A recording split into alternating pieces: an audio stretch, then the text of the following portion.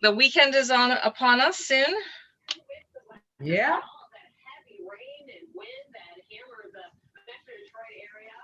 So everybody just come on in, get yourself settled and grab your water or your coffee or whatever it is you are enjoying. I see Shirley's got her probably a cup of coffee, I'm going to say.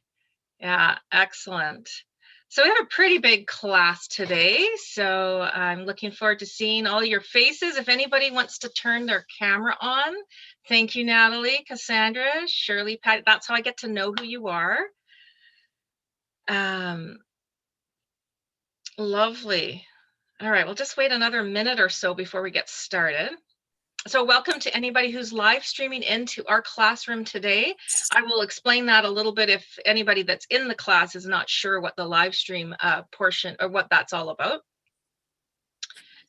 And we can use the chat in the class, the ones that are here in the classroom. I will admit I'm not great at looking at the chat when I'm doing the class itself. So if you have a burning question, just unmute yourself and ask me the question and I'll fit it in where I am able to during this class.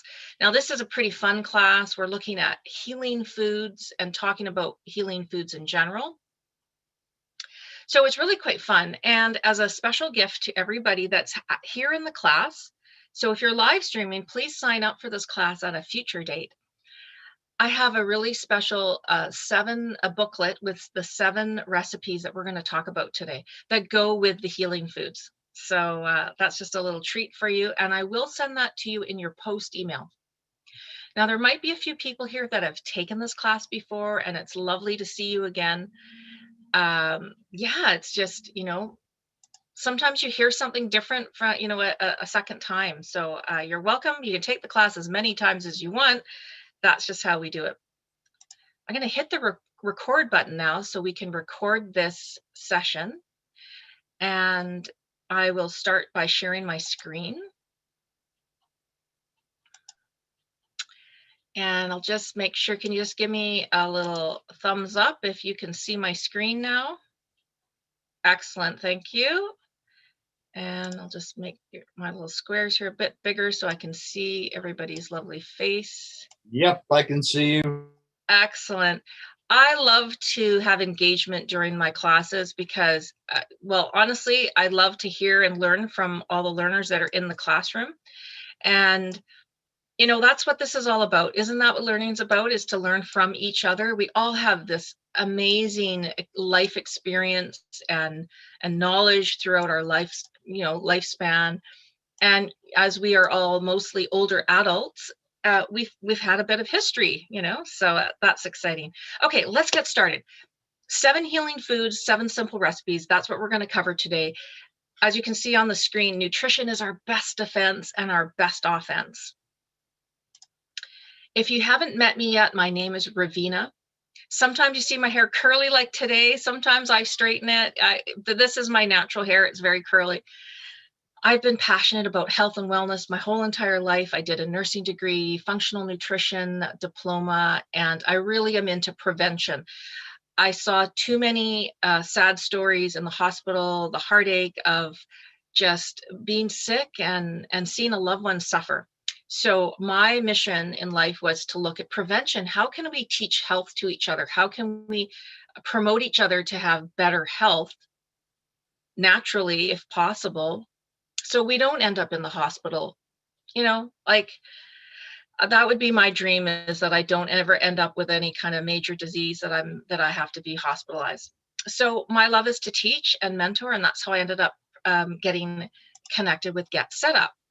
So we are a training organization. So we are educators. We're here to educate. We're here to learn from you as well. So if you can put your camera on, even for a few minutes to say hello, I would love that.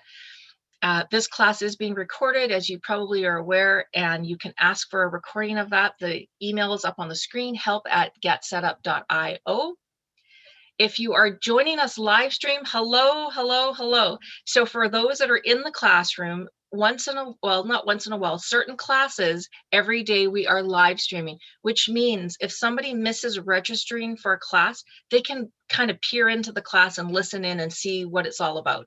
They can't ask questions like you guys can. So, it's lovely to have a live stream. I can't see who's live streaming, so I don't know if there's 5 people, 1 person, or 100 people live streaming, but hopefully we all feel good and are feeling energetic in this class, and we show them how much fun we're having here. We do not promote any specific services or goods, just so you're aware. So if I speak on something, like I sometimes mention grocery stores and things like that, it's just because that's what's familiar to me and something that I might like, a certain product. So just so you're aware of that. Today is understanding healing, the power of healing, the healing power of foods.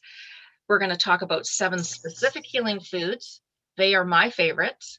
And I pick things that are accessible to most people. So I didn't pick these weird kind of out there things.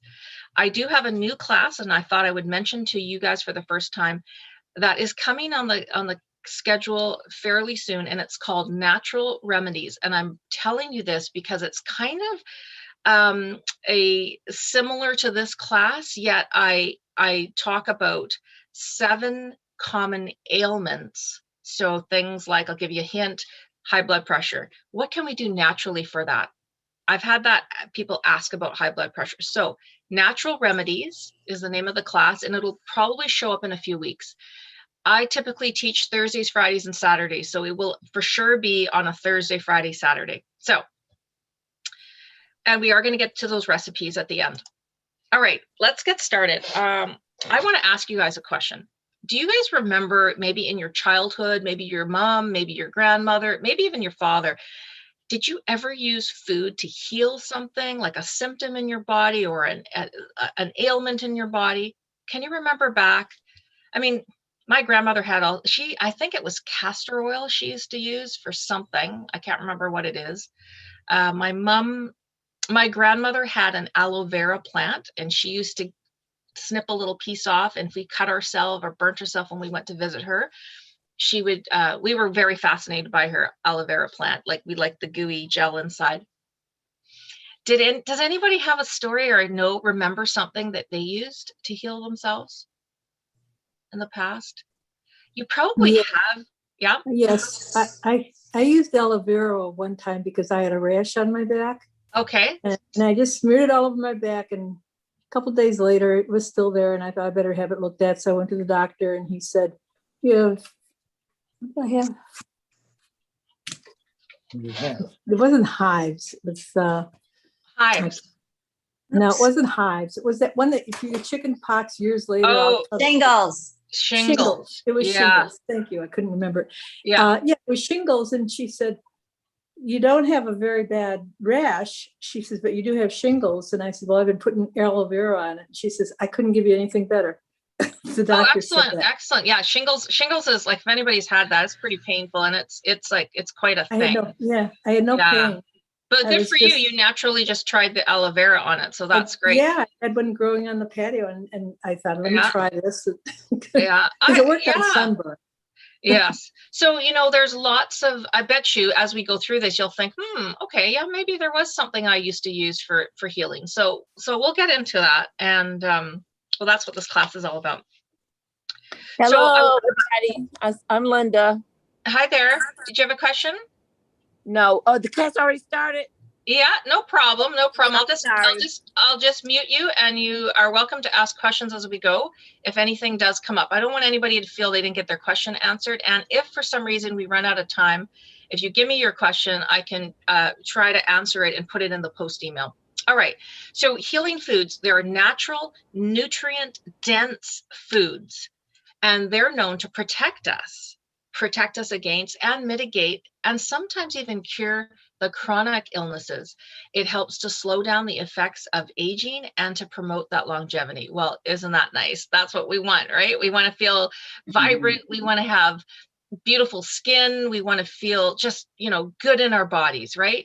Now, I am a testament to this. I didn't always eat that great, even though I have a nursing degree and I've got nutrition. It's great to know stuff, but to live it is another thing. And I'll admit, in last March when all, when broke loose, right? I won't say hell, okay, I can say it. All hell broke loose last March, right? When we all were just, surprised, shocked, sad, whatever other emotions. I'll admit I was stress baking.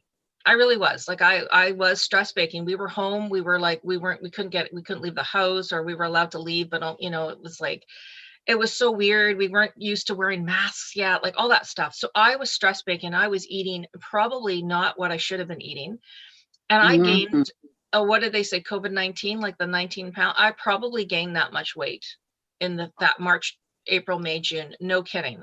And nobody was seeing us. We were wearing our quote comfy pants for however many days and months. So nobody was really seeing us.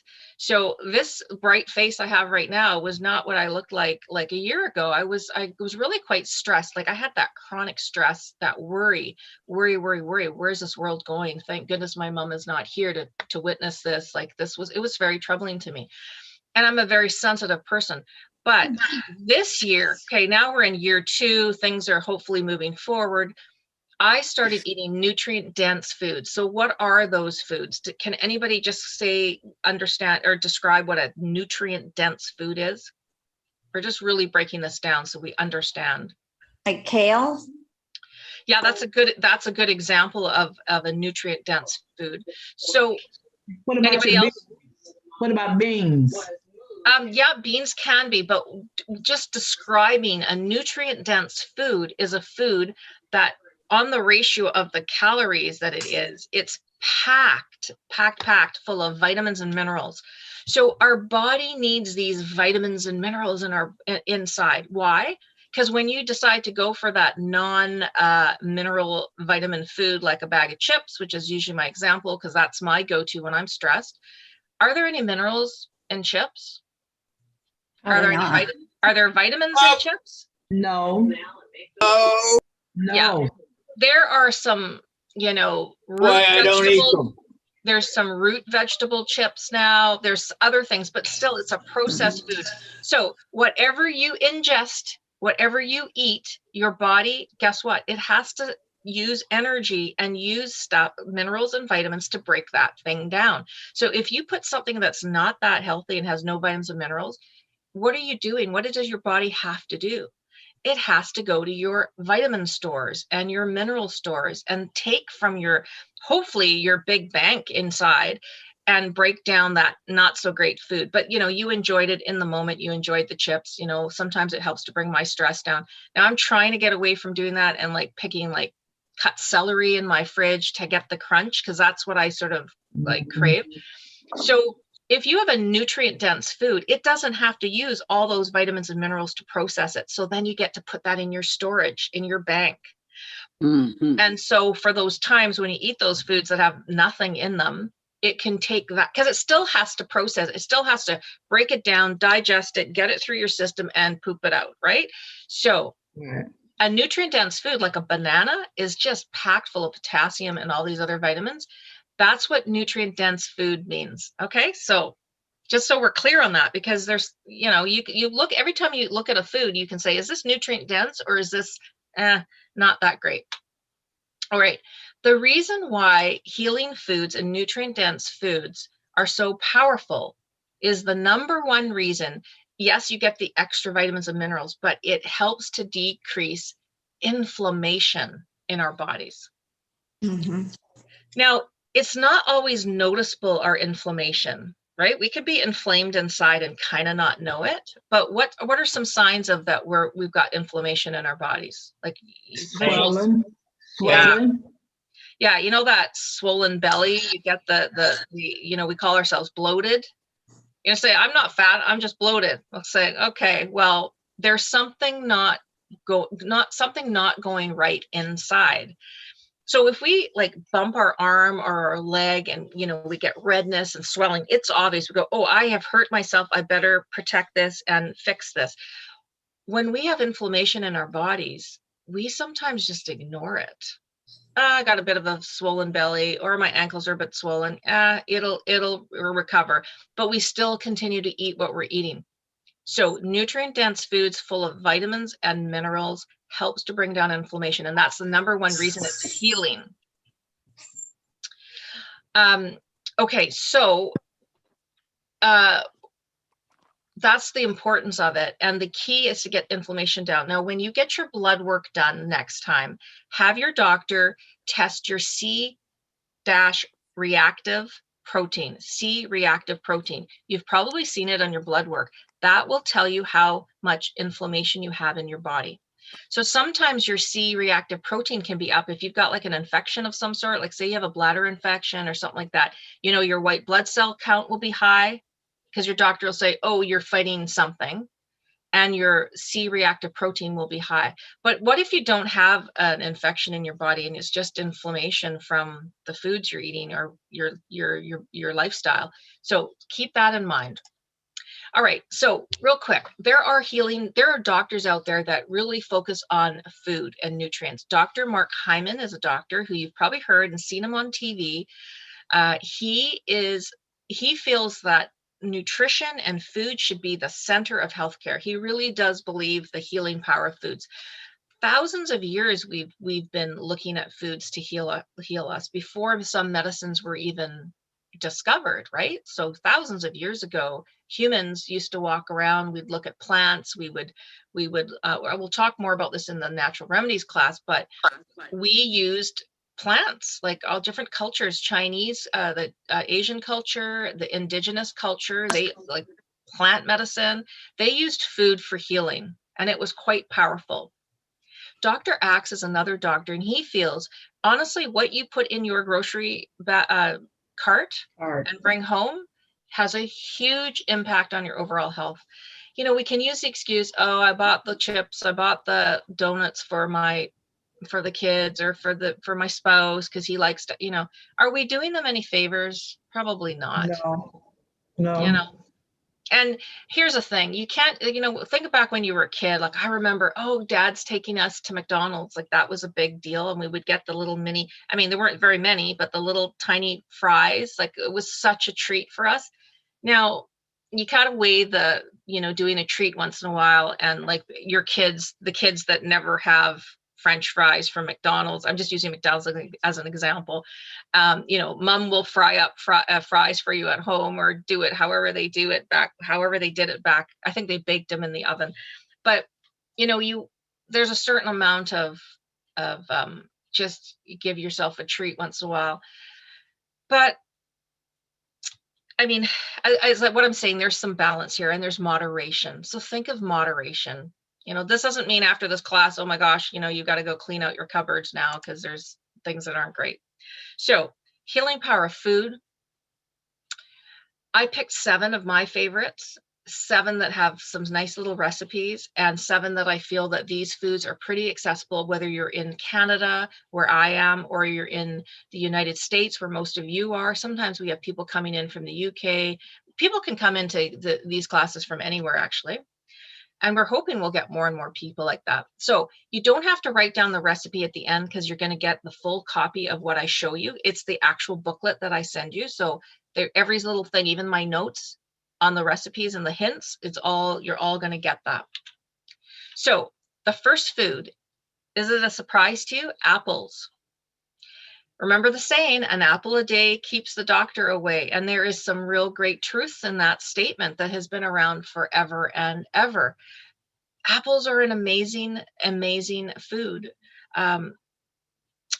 Most of us can get at least 2 or 3 or more types of apples in the grocery store. Now, what kind of apple do you go for? Well, whatever suits your fancy, really. Like there are some apples that have a higher sugar content. So you pick whatever you love. Like I actually like the green apples. I like the Granny Smith apples. They're quite tart, but I kind of grew up with a little green apple tree outside my bedroom, and I got used to eating tart apples, so I like them. The recipe, well, we'll talk about the recipe in a second, but let's keep it as a surprise at the end, the recipes. But with the apples, there is this, an apple a day keeps the doctor away. Why? There's so much beautiful pectin, which is a beautiful, beautiful fiber in apples. That lovely soluble fiber, it just, when you chew it and it goes through your system, it just kind of cleans the pipes. It's like a really, really good thing. So back in the day, some people would just eat 1 apple a day. If you don't change anything with your diet after today's class and you just start having 1 apple every single day, I can guarantee, well, I won't guarantee, I can highly state that you will probably have an improvement in your health just from eating an apple every day. The bathroom experience will be better. You'll be feeling, your vitamins and mineral stores will improve in your body. It also is a lovely protection for your heart. So that's what apples do. We kind of forget about apples. I want to say one more thing about apples. Did you know, just like any other fruit, like strawberries, for example, where I live, have a 1-month season. Like in June, usually, depending on the weather, it's 4 to 5 weeks of the beautiful local strawberries, and then they're done. Yeah. And you know how great a local strawberry tastes versus the ones that come, thousands of miles from, like we get strawberries from, sometimes we get stuff from California, but usually, I think lately it's been Mexico we get strawberries. Not putting down these other countries, it's just that it isn't local better. It didn't have to travel in a truck. It didn't have to get picked when it was green and then sort of hopefully ripen. You get to see these beautiful ripened strawberries and you can pick them off the bush yourself. Here in where I live, you can go strawberry picking and pick your own at these places, and then they weigh it and then you get charged. So where I was going with this is apples actually have a season. Do you know what the season is for apples when apples are actually in season in your area? You're muted, but I can read your lips, Patty. Read your lips. You're right. Apples are in season in fall. End of September and October. Yes, that's right, Dana. But we get apples all year round. Do you get apples all year round? Like that is a staple in my grocery store. There are always apples from somewhere, from someplace. Oh, yeah. Now, the reason why apples, okay, so here's the thing to remember, a tip for your grocery store.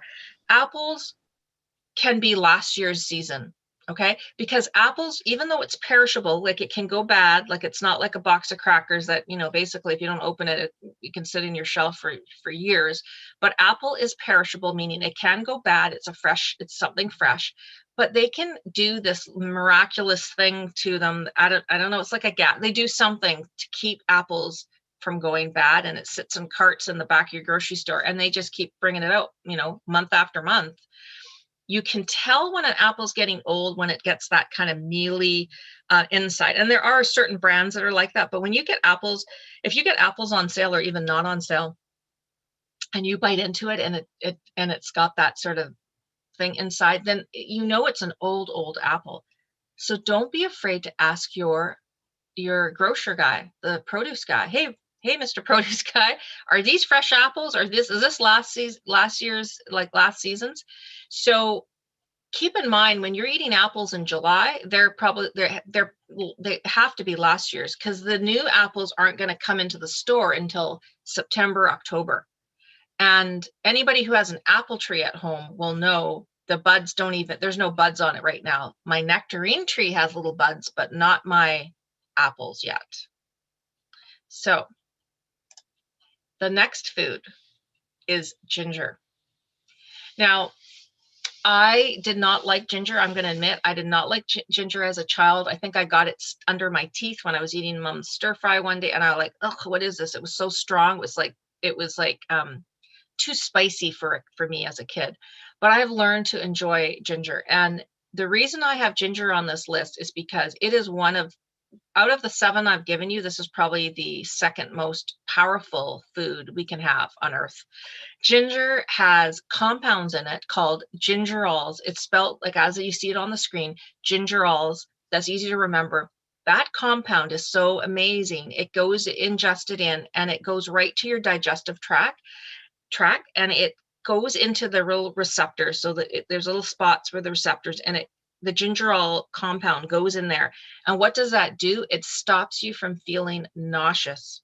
So, you know, maybe you're pregnant, maybe you have a long bus ride that you were just on, maybe you're going on a plane, maybe you're on a boat. One day we'll be cruising again.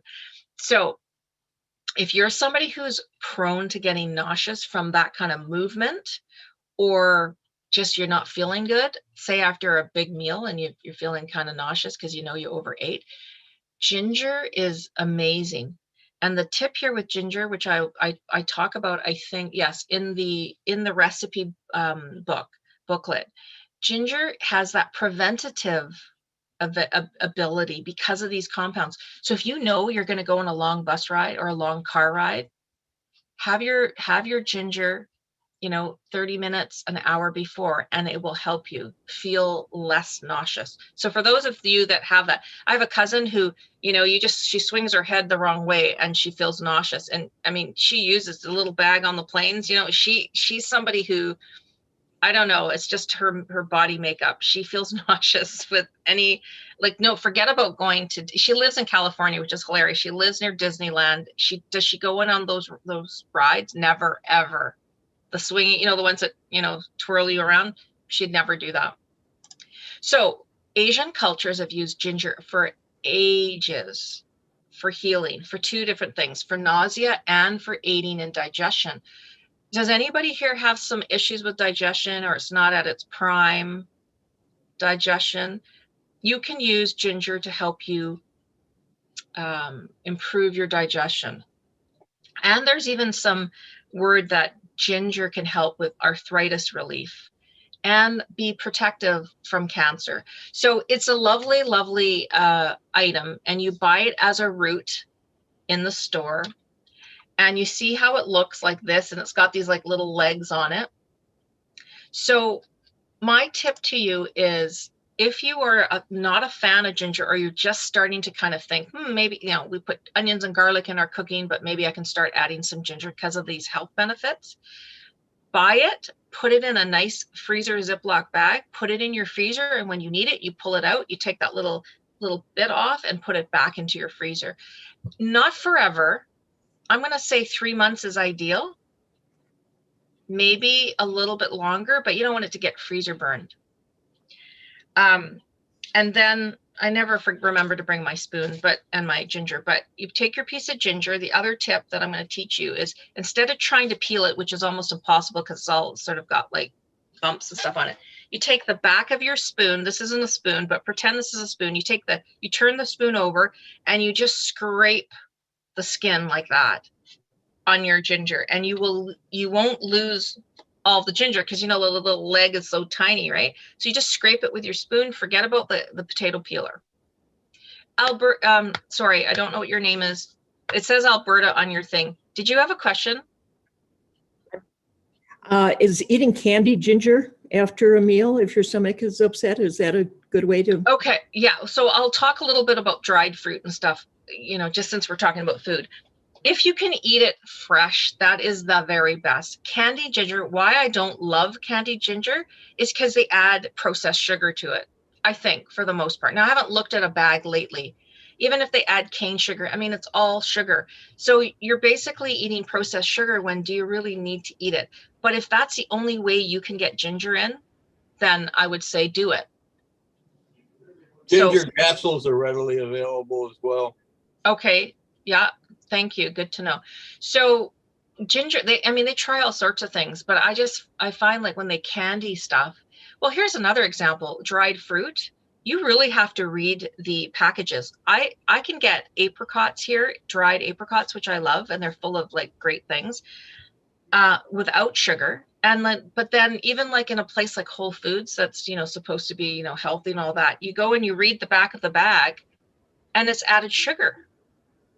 Does it need added sugar? I mean, apricots are sweet enough. Like, so you got to be careful when you shop. That's really, really, really important. And because I'm really doing a no sugar diet right now, like I'm not having any processed sugar, I'm reading every back of every package. Even like we're going to go on a trip next week for a couple days, just up island. We live on an island, so we're not going far. You know, we're not allowed to go far. But I was looking at like meats that's for convenience for our trip. Well, guess what? Every single meat has dextrose, which is like the hidden sugar, so it's not so sweet. Like all the pork products, you know, pepperoni sticks, like that. You really have to read. And there's very few, but there are some that have no sugar. You know, natural sugar, fine. Added sugar, do you want to have added sugar to your potatoes? They do that too. Your potato patties, they add sugar to it. All right, our third food, garlic. I hope everybody here likes garlic. It's one of my all-time favorites. Its compound inside of garlic is called allicin. And it is has huge benefits for the killing off parasites, bacteria, microbes, viral. So it's anti-inflammatory, antimicrobial, antibacterial, antiviral. And those words, you know, anti means it's against those 4 things. So this, I thought somebody might have brought this up in the very beginning of class. Garlic, when we were young, if you had an infection or you had a cold, did sometimes somebody try to get you to eat garlic? Yeah, because that's kind of the one what we think of mostly is the is colds and flus, colds and infections, I should say. Garlic is linked to helping your heart, so it's a kind of a good heart health thing. They are saying that there might be some cancer prevention and treating it. It helps to control hypertension, which is just another name for high blood pressure. There's the treating the colds and infections, and it's also been used for prevention for some of the degenerative nerve-related diseases, degenerative diseases. So garlic is fascinating. I have a really fun recipe for garlic. The fourth one are blueberries. Now, blueberries are the powerhouse of antioxidants. There's no excuse to not have blueberries. I can grow blueberries on a blueberry bush in a pot on my balcony. We don't have a huge balcony, but I grow my own blueberries. Blueberry season is kind of like in the summertime, but there's early blueberries, middle, like, I don't know what they call it. I guess it's the middle, no, early. Mid-season. Thank you, Dawn. I was trying to think of the word. For some reason, I lost me. Mid-season blueberries, and then there's the late blueberries. We actually our bush is actually a late blooming blueberry, and there's different sweetnesses to blueberries as well. You can also get wild blueberries that are apparently higher in antioxidants and nutrients. Doesn't matter, whatever blueberry you get, whatever blueberry you love, you can get some blueberries that are pretty fat and juicy. They are amazing at cleaning our blood.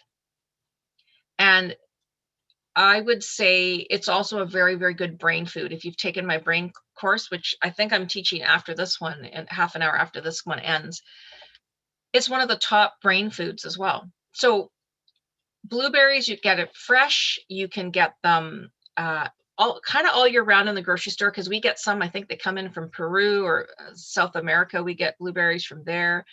You can grow them here in Canada, and frozen. And there is nothing wrong with flash frozen blueberries. So if that's the only way you can get your lovely blueberries, buy it frozen. They're already frozen individually, so it's not like in a big lump. And you just take it out, put it in your smoothie, put it in your, you could put it over ice cream too, but you could put it in your oatmeal or your porridge. What else? You can make desserts with blueberries.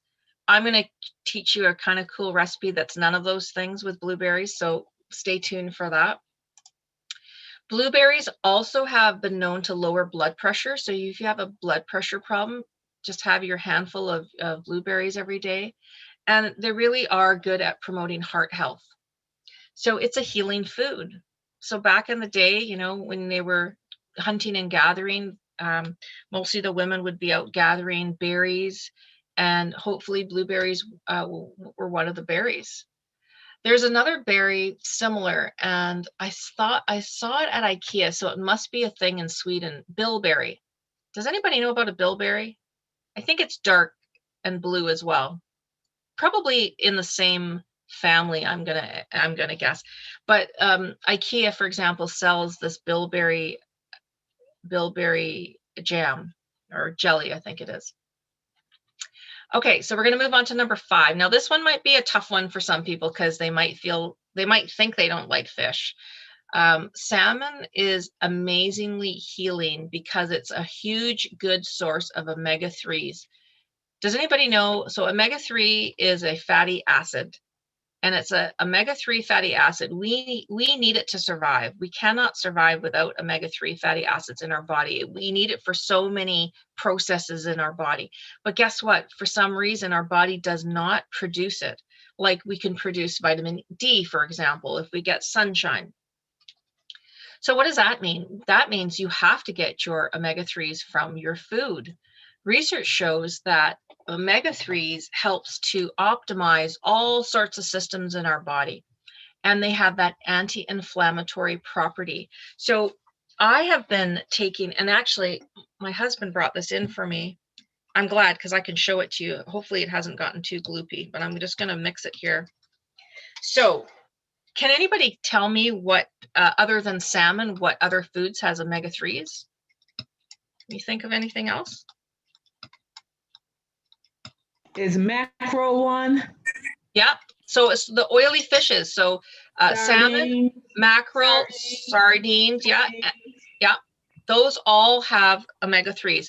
Now, what if you're a vegetarian? I mean, I know we're talking about salmon, but what if you're a vegetarian? What foods could you get your omega? Because when they say essential, it means you need it for your body functioning. So any one of you could be low in omega-3s, especially as we get older. So if you are, you can get it in flax seeds. So this little thing I do every morning, this is ground flax seeds. Now you want to get it and then put it in your fridge because it can go rancid, right? Meaning bad, because it's got oils in it. So I buy, we call this golden roast. My husband says, would you like your golden roast? But all it is flax seeds that have been grounded. It comes in a big package. Mm-hmm. It's like $8 or $9 here in Canada. And it's called flaxseed golden roast, I think. So they roast them, so there's a bit better flavor. Now you can put a little drop of cinnamon in this. I do that, but I have this every morning to get my omega-3s. You can take it in supplement form, but please talk to your doctor about that. But I can't say enough about it. So if you love fish or you're not sure about fish, try your salmon. Yes, there you go. Cassandra, show that again. Cassandra has it, golden flax seed meal. And mine's a different brand, but that's what, and this is what it looks like. Like it starts to gel as well. Now that's why when you mix it, you need to drink it. So I'll have to drink this pretty quick. Otherwise it goes like a gel. This is what they use as a replacement for eggs in baking. All right. So can you use that in a smoothie? Yes, you can. Yes. Okay. Mm-hmm. Yes, I was going to say I use it every morning in a smoothie. Yes. And Aldi, if you're in the Tampa Bay area, Aldi has a big bag for like $3. And it's great. That's cheap. Yeah, you got lucky, Stephanie. So I can't say enough about this. The reason I'm talking about this while we're talking about salmons, because it's the omega-3s that make salmon so powerful, and it's an anti-inflammatory food. I'm going to guess that with salmon, if you have not liked it in the past, you've probably overcooked it or somebody's overcooked it and it doesn't taste great. But look at it, it's packed full of your B vitamins, your D, selenium, which is important mineral. And I would say if you can try to eat your salmon once a week, if you can, that'd be great. Frozen is fine. Buy the frozen fish if you're not lucky, like here in Canada where I am, we can get like fresh salmon a lot of the times. But this is the reason, is for this. And if you're vegetarian then and you're not liking the salmon, just get it in your flax seeds. All right, let's move on. Avocados. Avocado is actually a fruit, but it's one of those interesting fruits because it's not sugary, it's not sweet. It's full of monounsaturated fats, which is the healthy HDL fats. That helps our HDL by having avocados. Why is it healing? They say it can prevent cancer. It lowers your cholesterol because it helps give you the good HDL, and so it lowers that lower one. The ratio is better. Reduces inflammation, and it's just packed full of vitamins. Like if you want to build up your stores in your body, eat avocados. Has everybody finished writing down the few things they want to write down? Yeah. Okay. Well, the list that you're giving us, is it going to be in the notes or, because I haven't been writing anything down. That's okay. What you're going to get is the 7 recipes that use all 7 of these foods. So I have not made a handout with all of my notes with the different foods, but you can get a recording of this. So you can watch the recording over and over again once you get the recording. But you know what, like the way I teach now, I don't know how I compare to other teachers.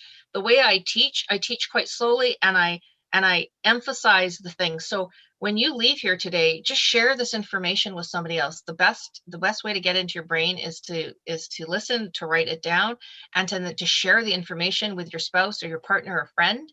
It'll go into your brain way more, and you'll remember it. Like, these are simple foods, and it makes sense that an avocado, well, a lot of people don't know it's a fruit, but it makes sense. Also, I was told you could take the same class up to 5 times. Oh, is that what they said? Up to 5 times? Yes, because I asked and they said, yes, you can take the same class up to 5 times. So I'm going to take your class every week till I can retain all of this. Oh, okay. Well, that's funny. I didn't know they put a time, like a number on it. I knew that you could just take classes. Like I sometimes, you know how you sign up for a class and then something comes up and you can't make it, so you feel bad, but then you book it the next week and hope you make it. But it's great to see people here, and it's great to see people repeat, because I don't always tell the same story. Sometimes I do, because it reminds me of that story about my dad or my mom or me growing up. But I often share stories as I learn and hear stories from my learners. So sometimes they're like common questions. All right. And the last one is turmeric. Yeah. We hear about turmeric. It wasn't very popular a while back, but look at that beautiful yellow, orange color.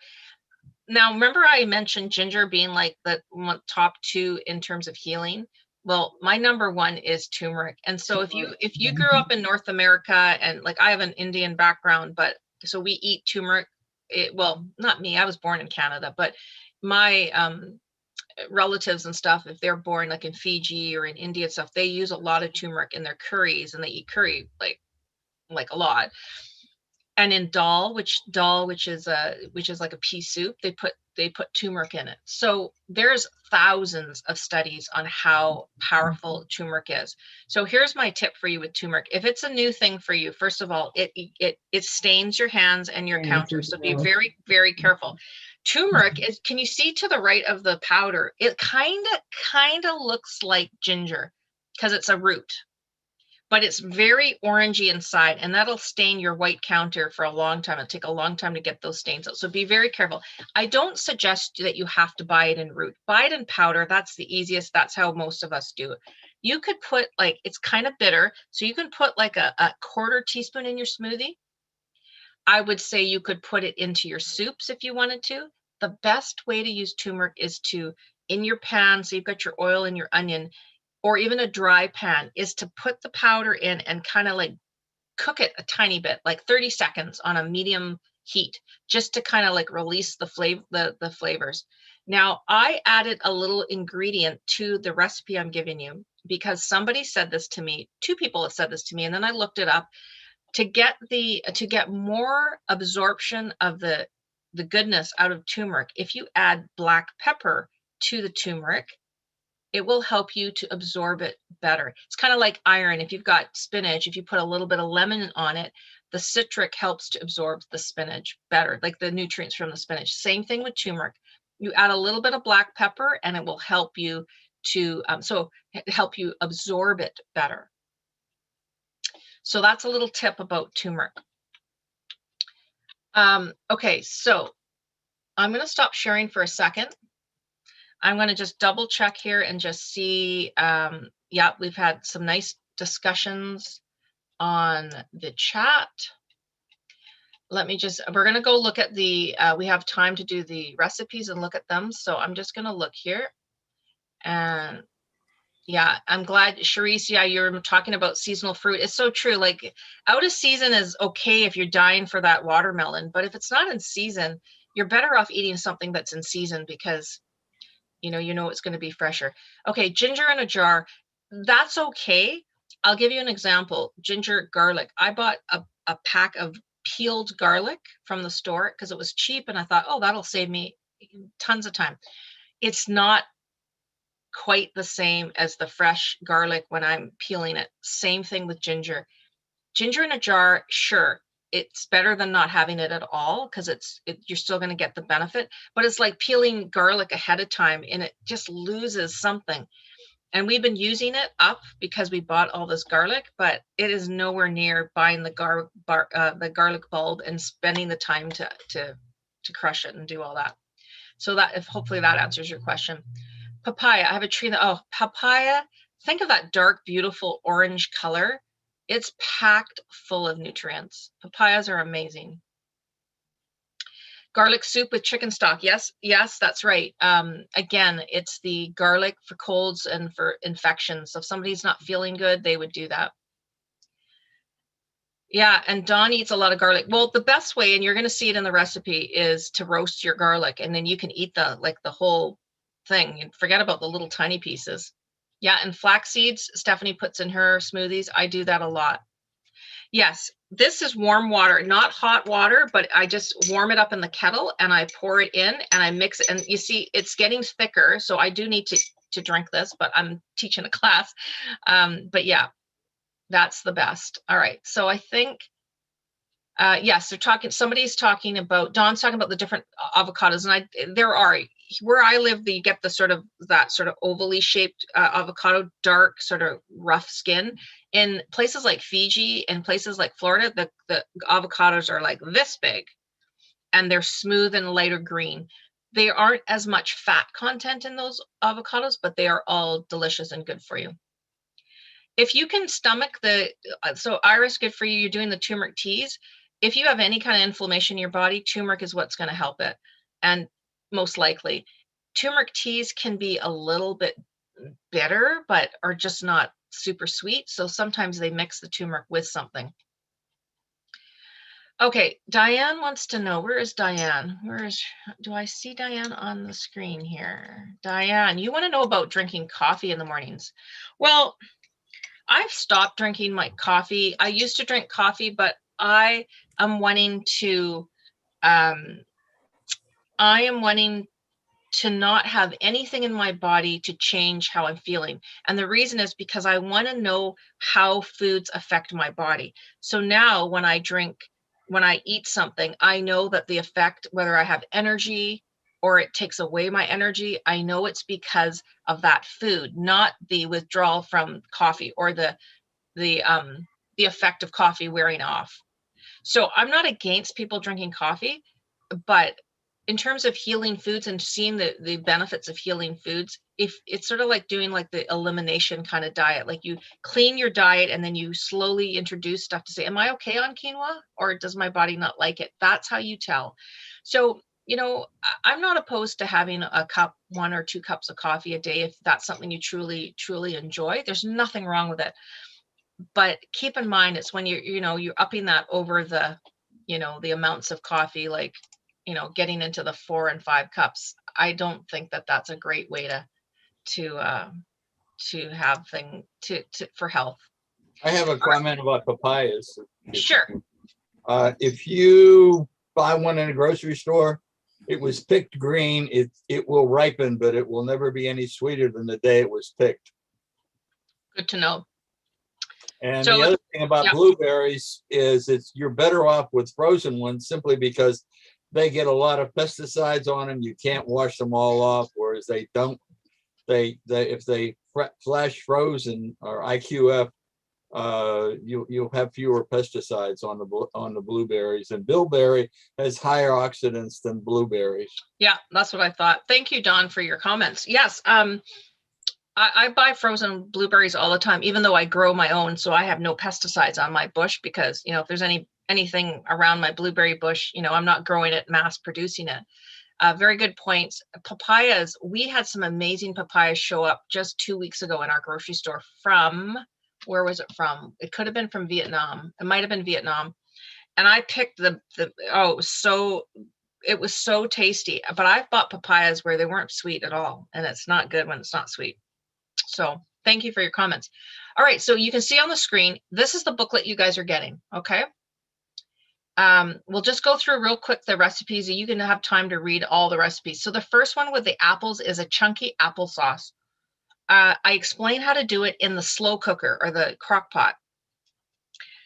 And I want you to try it. Try it at least once, but my key to this is do not add sugar. You do not have to add sugar. If you slow cook these apples, the beautiful, beautiful sugars within the apples just come out into your applesauce.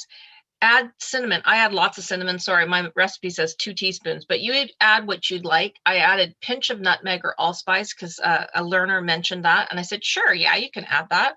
You only need to add about 1/2 cup of water into your crock pot. Because remember, when you're in those slow cooker, no water is releasing. So if you put too much water, it'll be too watery.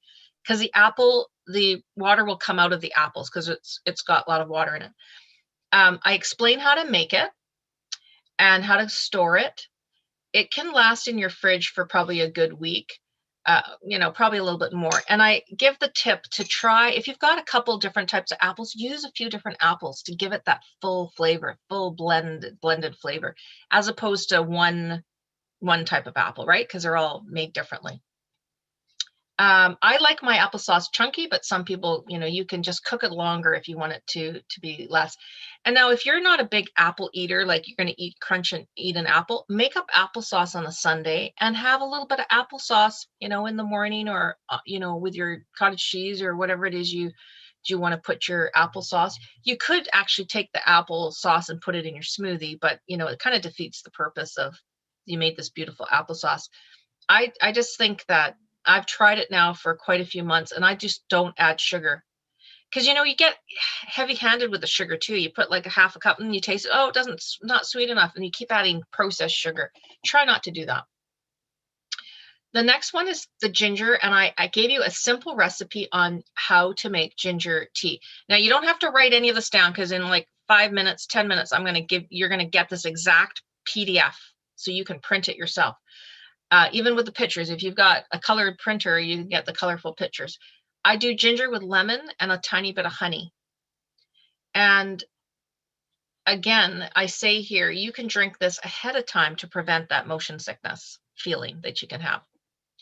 I often have ginger if I've overeaten, and I'm trying not to do the overeating. I'm trying to stop at the 75% full, 80% full rule, which, I learned in nutrition school. So that's the ginger. The next one's garlic. So I gave you my creamy garlic mashed potatoes recipe. I know it's, there's many ways to eat garlic, but I always think of the expensive steakhouses you go to, and they've got this amazing creamy mashed potatoes, and you think, wow, I want to, why don't we ever make it at home? Well, you can do it as a treat.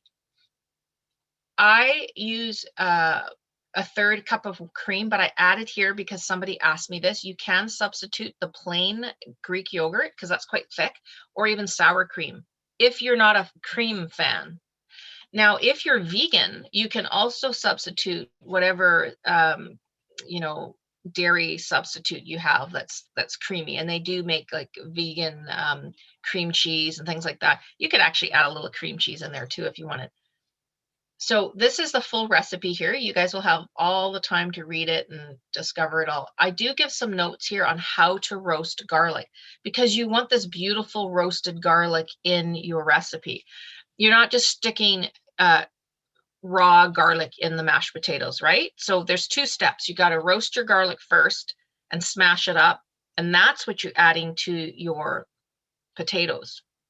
It will elevate your mashed potatoes, like, as long as the people you're serving it to enjoy garlic, this is how you elevate your garlic, your mashed potatoes. And as Don said, he eats quite a bit of garlic a day, a month, or I guess a week, or whatever you said. I think you said in a month. And garlic, a month, yeah. Garlic is it's an antimicrobial, bacterial. Like it helps to keep your insides free of bugs, I guess, in a sense you could think of. Okay, we'll move on to the next one. I love this little recipe. It's a blueberry vinaigrette. Now, you see this picture with the beautiful vinaigrette. You can put that in a bottle. You can put it in a container. You can put it on fish. You can put it on chicken. You can put it on salads. Those are the three things that I have used this beautiful vinaigrette for. You do need some kind of a blender, like a Magic Bullet or a NutriBullet, something like that, even if you say you've got a Vitamix, because you have to like blend it because the blueberries need to get crushed. And you can see here I add a little bit of olive oil. You always need to add, if you make your own dressings, you always need to add oil. Why? Because it helps to emulsify it, helps it to blend this smooth. If you don't add the oil because you're trying to be like, healthier, it's not helping you with your dressings. You need that little bit of oil to emulsify. That's the word, emulsify, so it can be smooth. And again, because it's fresh blueberries or frozen, you can use your frozen blueberries as well in this recipe. It only lasts probably about a week in the fridge. So, try to use it up. And it doesn't make tons. You see, you're only using 1 cup of blueberries. Okay, we'll move on to the next recipe is the soy glazed salmon. This is the best way to eat salmon if you're not used to fish, because it's got the maple syrup. It's got a little bit of orange juice, soy sauce. It's a lovely, lovely marinade for your salmon. Kids would even like it because it'll taste almost like candy almost. It's very flavorful. And I explain how to cook the fish and how to tell when it's ready so you don't overcook it. Okay, and again, you're going to get all these recipes. The last 2 recipes, guacamole, my all-time favorite. If you're like Dawn, I think you might live in Florida or around there, you get these massive big avocados. Like, what do you do with that much avocado? Well, you make this gorgeous, gorgeous guacamole. Compliments. The Redskins can weigh up to 3 pounds. Amazing, hey?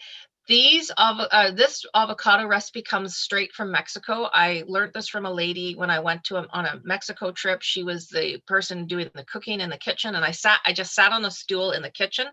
I hardly spoke any Spanish, but I watched what she did. She wrote out the recipe in Spanish for me, and then my friend who can speak both languages gave me the actual recipe. So she put the red onion in there, the jalapeno for sure for the kick.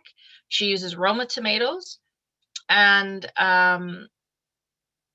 it's just a beautiful guacamole. And what a way to get your healthy fats into your diet. You just put a little bit of guacamole on the side or in your sandwich, however. And the very last one I want to just mention to you is dal. And this is my mother. My mom's name is Sarita. She's not with us anymore. She passed away a few years ago. And this is one of the very first recipes she gave me to teach me how to do Indian cooking. So it is like an Indian recipe. I give it to you because there's 2 teaspoons of turmeric in this recipe. It makes a really big soup, like we call it dal, but a big pot. And you can freeze it. It freezes super well. You put it in your little container, put it in your fridge when you feel like you need that turmeric because you're swelling or your knees are swollen or whatever. Pull out this and put it with your rice. You can eat it with bread. You can eat it just like a soup. And this recipe is it's a special recipe, and my mom would be super thrilled that I'm sharing this recipe with all of you.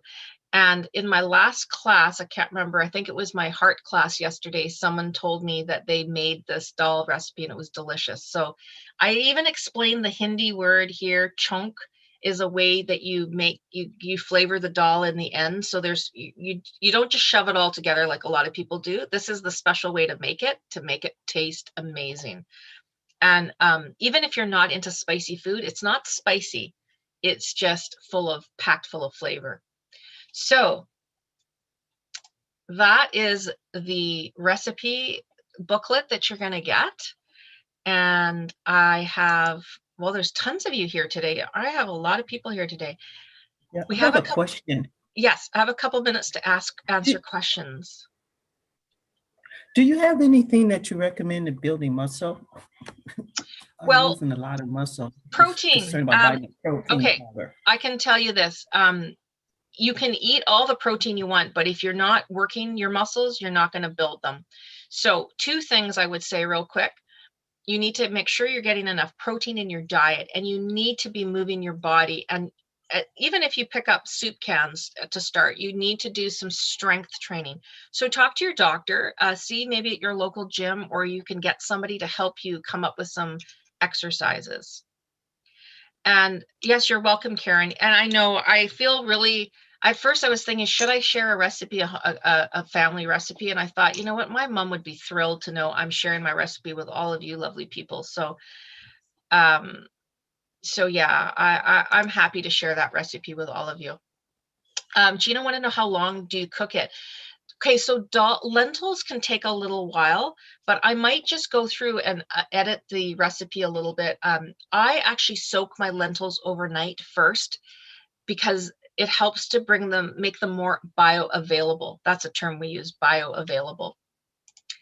Does anybody have any other questions? I don't want to keep you past 10 o'clock because in case you're going to another class, but I will stick around for a couple minutes if anybody has a question. I'm going to stop the recording now. Just my 2 cents worth. And Ravina, I'm 80 years old. I cook a gourmet meal for myself almost every evening. And I have not let the COVID bother me. I don't cook any different now than I did 3 years ago. So good for you. I enjoy cooking. Excellent. Well, I'm glad you're here. The only guy here. Well, you know what? Sometimes I have men, and it's funny because there are some people that I've gotten to know from my classes, and I noticed that they don't sit by themselves. They bring their partner with them. But hey, a lot of us, live on our own. I live with my husband now, but I lived on my own for years and years. So if you're here, share, get set up with your friends and get them to come to classes, and it's a great way to meet people too. Like you start to see people in the same class, and so you can sort of become a little friendly with them. You can send messages on chat and share information if you want, or say, hey, I'll see you at the next class. It's a really Get Set Up's been wonderful. I've really enjoyed being part of this whole experience at Get Set Up. So I am going to send you a post email momentarily with the booklet. If you love this class, I'd love you to do the feedback form and give it a 5-star. If you think there's something we can do to improve the class, just, put your little notes there, or a class that you haven't seen on the schedule and you'd like to see on the schedule. Go ahead and put that there too, because we do read all the feedback forms. So I'm going to say, I have a question. With the flaxseed, you say you mix it with water, lemon, and honey? No, I now, because I'm not doing any sugar, I only mix it with warm water, and I sprinkle cinnamon in mine because I kind of like that flavor. And you get used to it. At first you go, oh my God, I'm not going to gag eating it, but it's not that unpleasant. It's actually, It's kind of delicious. nice. It's not bad. My husband's drinking it. So he doesn't, he's a bit finicky on some things, but yes, thank you. Thank you so much, Annie. It's nice to have you here. And please come to any other classes. I've got Optimal Brain Health in half an hour. And I'd love to see you guys on Saturday. I'm doing the thing on morning routines. It's going to be fun. That's going to be my first time teaching it too. But we're going to actually brainstorm and start working our own morning routine. So if you're kind of thinking, what is a morning routine? What's she talking about? I'm retired. You still want a bit of a routine so you don't get into like a funk. Like my mother-in-law is like, I don't know what to do. Well, you're retired. There's a lot of things to do. All right, take care, everybody. I'm gonna say goodbye so I can get a little break between classes, and I'll see you again in Get Set Up. Okay? Thank you, Ravina. Wonderful class. Oh, great. Thank you, Patty. Wonderful. Thanks, Thank all, you so everyone. much. You're Enjoy the welcome. class. Thank you. Have a great weekend, everyone. Thank you. Good for our health.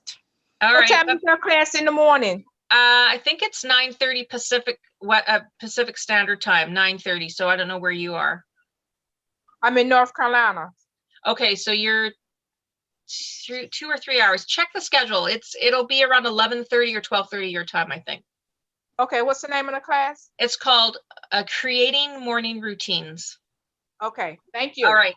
Take care. Bye, Annie. Bye, All right, Patty. bye-bye. Bye.